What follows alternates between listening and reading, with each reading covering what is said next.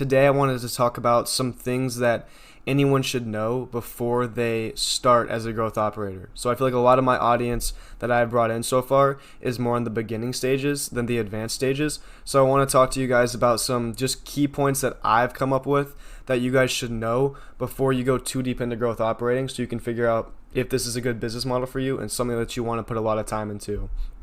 So just getting straight into it, the first thing that I think is important for anyone to know is that this business model does actually work. There's a lot of controversy around it. Some people say this isn't the way to make money. This is one of the worst business models.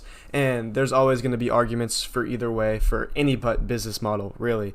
But I would say from my personal experience and from seeing other people succeed as well, this business model really does work. There is a lot of money in this info product space and in this business model.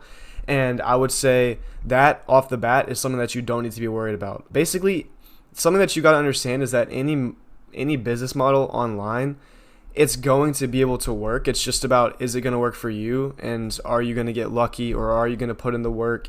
And are you going to make sure that it succeeds for you? Because there's people that are going to say drop shipping doesn't work now, that it was a trend in 2016 and it died off and doesn't work anymore. But I'll tell you that drop shipping works today, just like Amazon FBA works, just like growth operating works. They all have their ups and downs, but you can make money in basically any industry that has been trending in the past, because they all, at the end of the day, are successful business models. So don't be scared away by people telling you that this isn't going to work, that there is no money in growth operating, because that's simply not true.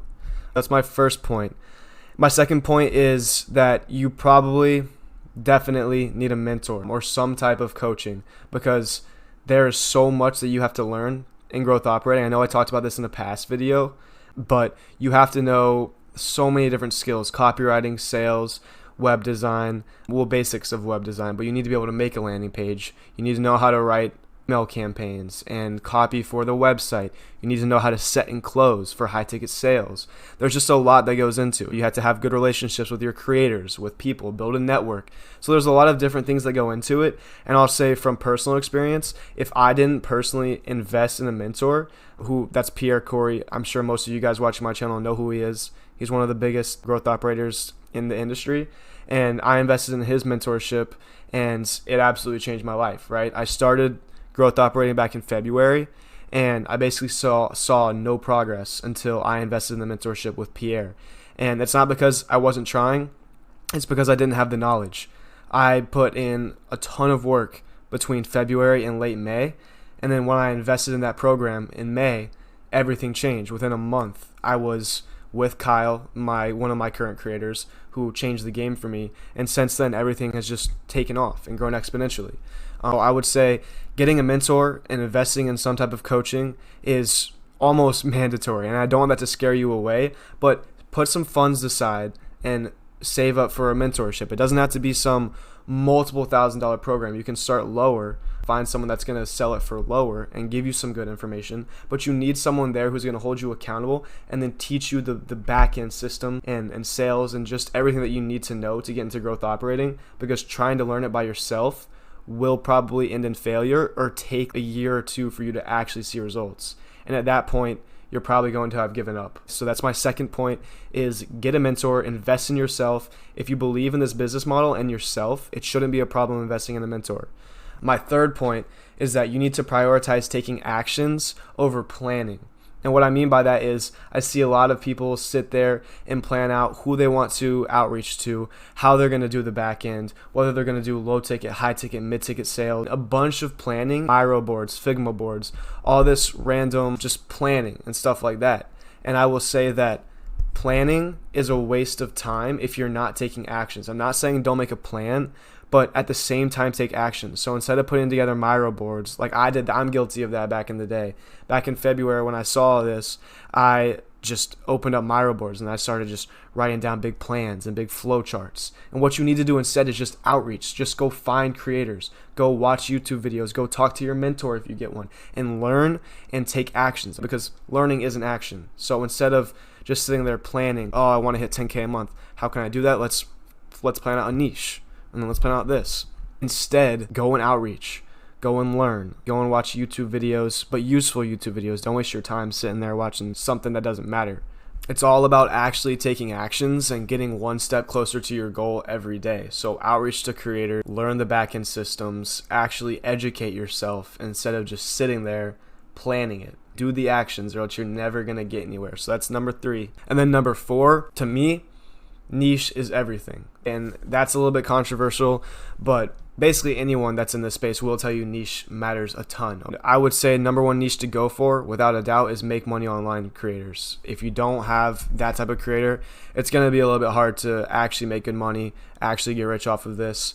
If you're doing fitness or cooking or something like that, yes, you can make some money, but it's not going to last long, and it's just not a good niche. So think about niche more than anything else. Like, the creator that you get matters a ton. And I understand that when you're just starting out, you're going to take what you can get. That's how I did it. I started with a fitness creator, and then I went to a clothing brand owner. And clothing brand owner is the worst within the make money online niche. So I started with a couple bad creators, but that's just how it's going to be. You need to gain leverage first. But my advice to you is think about the niche and try to stick with make money online, because niche is everything. And picking a fitness creator or a cooking creator or something random like that, they're not going to be able to sell high ticket, and high ticket is the way to go. I know you guys have seen Eddie Cumberbatch. You guys probably think about that, converting 1% of their audience into monthly subscriptions for a low ticket community. But those days are dead. Eddie doesn't get views anymore. CA isn't doing anything anymore. It's now in a period where high ticket sales is converting the best. That's what I want to help you guys do. That's what I want to help teach you guys, is high ticket sales. So those $3,000 mentorships, $4,000 mentorships, and how you can convert those instead. And niche determines how successful you can be with a high ticket sale, because not many people are going to pay $3,000 to learn how to bake or to cook from someone online. They'll go pay for a cooking class. You see what I'm saying? But someone will pay $3,000 to learn how to dropship and make $10,000 a month by dropshipping. And that's how I'm making money with my dropshipping creator right now.